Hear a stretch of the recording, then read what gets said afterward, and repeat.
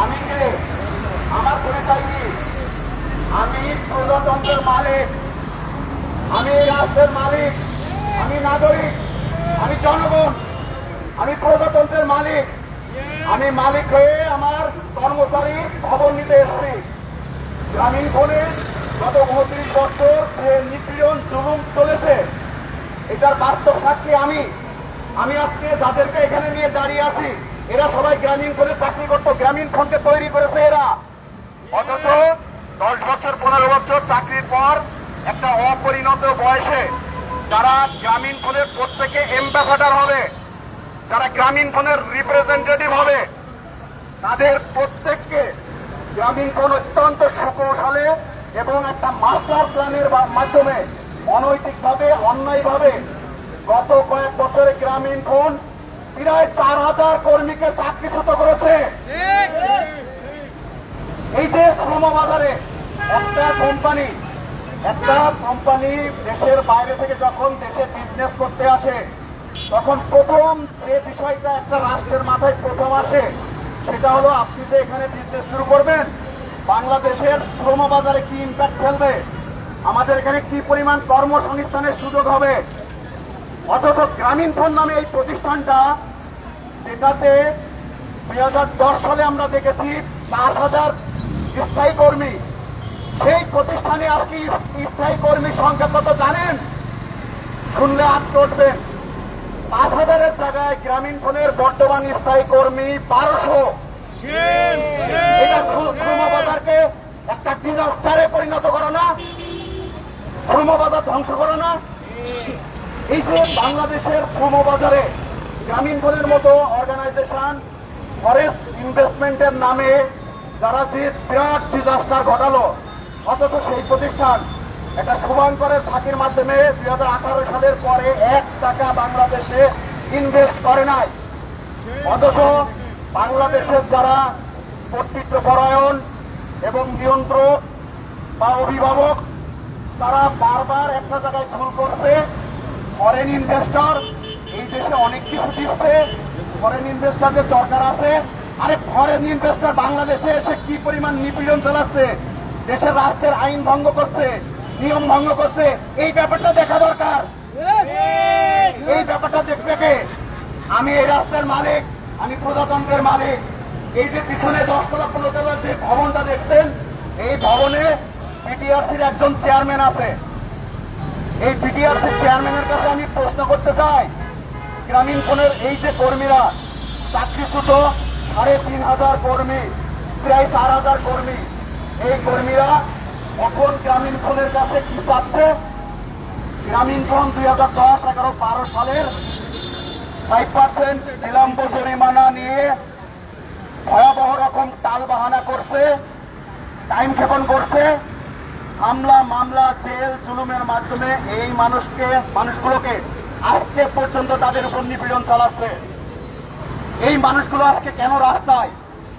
এই মানুষগুলোর আজকে চাকরি নেই কেন? বাংলাদেশের সবচেয়ে ক্রিম স্টুডেন্ট, সবচেয়ে ভালো ভালো ইউনিভার্সিটির সবচেয়ে ব্রিলিয়ান্ট স্টুডেন্ট গুলো গ্রামীণ ফোনে জয়েন করেছিল। অথচ গ্রামীণ ফোন গত কয়েক বছরে এই যে 3500 4000 কর্মী চাকরিচ্যুত করে তাদের আর্থিক, সামাজিক, মানসিক এবং পারিবারিক জীবন যেভাবে ধ্বংস করেছে, এই ধ্বংসের জন্য দায়ী কে? গ্রামীণ ফোন। আর এই গ্রামীণ ফোনকে এই ধ্বংসের মশকরা করা এবং প্রশ্রয় দেওয়া, এটার জন্য দায়ী কে?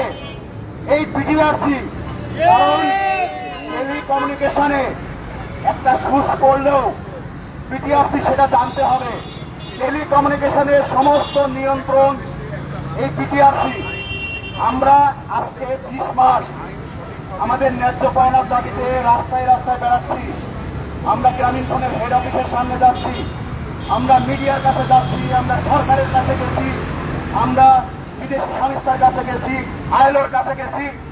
অথচ এই মানুষগুলো এত বেশি অবহেলিত। এই মুহূর্তে বাংলাদেশ সরকারের দায়িত্ব এই মানুষগুলো কেন 20টা মাস রাস্তায় রাস্তায় তাদের ন্যায্য পাওনার জন্য বিভিন্ন জায়গায় উৎভ্রান্তের মতো ঘুরে বেড়াচ্ছে?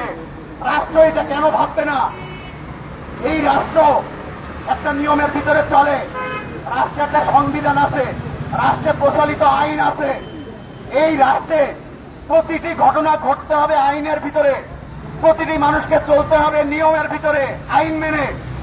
অথচ বাংলাদেশের যারা এই রাষ্ট্রটা যারা পরিচালনা করে, যারা সরকার, আমলা, সচিব, গভর্নমেন্টের উচ্চ মহলের সবাই প্রচন্ড রকম অন্যায়ের মাধ্যমে, উপঢৌকন গ্রহণের মাধ্যমে, বিভিন্ন অনৈতিক উপায়ে গ্রামীণ ফোনের মতো এই ক্রিমিনাল কোম্পানিগুলোকে দিনের পর দিন, বছরের পর বছর, যুগের পর যুগ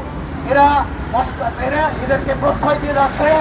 এবং এই কোম্পানিগুলো এদের প্রশ্রয়ের কারণে, এদেরকে হাতে রাখার কারণে, এদের পাওয়ারটা ব্যবহার করে গ্রামীণ ফোনের মতো প্রতিষ্ঠানগুলো বাংলাদেশের সাধারণ মানুষ, কর্মচারী, কর্মী সবার জীবন ছারখার করে দিচ্ছে বেশি লাভের আশায়, বেশি সুবিধা নেওয়ার জন্য। আর এই প্রতিষ্ঠানগুলো, এই যে গ্রামীণ ফোনের মতো প্রতিষ্ঠানের কথা যদি বলি, প্রতি বছর ৩,০০০ কোটি টাকার বেশি তারা প্রফিট করে। এই কোম্পানিগুলো এই দেশের মানুষের চোখে ধোয়া দিয়ে এবং সরকারকে এবং সরকারের বিভিন্ন অসৎ অফিসারদের উপঢৌকন দিয়ে এই দেশের মানুষকে জিম্মি করে ফেলেছে, যেভাবে জিম্মি করেছিল ইস্ট ইন্ডিয়া কোম্পানি। আমরা আজকের দিনে 2026 সালেও ইস্ট ইন্ডিয়া কোম্পানিকে বাংলাদেশে দেখতে পাই। প্রিয় সহযোদ্ধা, এই অনিয়ম, এই নিপীড়ন আর কতদিন চলবে?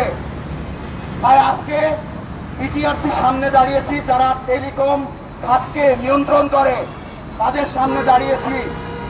গত 20 মাস আমরা আমাদের ন্যায্য পাওনার দাবিতে এবং গ্রামীণ ফোন এ যাবৎ পর্যন্ত যত অন্যায়, অনিয়ম, জুলুম, নিপীড়ন করেছে, আমরা মিডিয়ার মাধ্যমে, আমাদের বক্তব্যের মাধ্যমে সারা দেশবাসীর কাছে পৌঁছে দিয়েছি। আমাদের উপরে নিপীড়ন, জুলুম এবং আমাদের ন্যায্য পাওনা না দেওয়া, এই বিষয়টা বাংলাদেশের প্রায় প্রতিটা জনগণ জানে। অথচ বিটিআরসির চেয়ারম্যান বা এখানে যারা দায়িত্বপ্রাপ্ত, তারা কেউ এখনো পর্যন্ত জানে না, তারা কি আসলে ঘুমায়? এই যে এত বড় ভবনে এতগুলো কর্মচারী, কর্মকর্তা আছে, বাংলাদেশে এত বড় একটা ঘটনা ঘটছে, গ্রামীণ ফোনের 4,000 কর্মী তাদের ন্যায্য পাওনার দাবিতে যেখানে সেখানে খবর খাচ্ছে। এবং একটা বিষয় উল্লেখ করতে চাই, এটা সরকারি খাতায় রিপোর্ট হয়েছে, রিপোর্ট হওয়ার একটা মানে আছে। গভর্নমেন্টের উচ্চ মহল এখন ভাবছে এই বিষয়টা নিয়ে। অথচ বিটিআরসির কাছে আমি এই বিল্ডিং এ, এই ভবনে এর আগে 2 বার এসেছি এবং এখানে চিঠি দিয়ে গেছি, স্মারকলিপি দিয়ে গেছি, আজকেও স্মারকলিপি দেব। গত 2 বছরের মধ্যে এই নিয়ন্ত্রক সংস্থার যারা দায়িত্বপ্রাপ্ত ব্যক্তি, তাদের একবারও মনে হয়নি গ্রামীণ ফোন সঠিক নিয়মে এদেশের কি ব্যবসা করছে?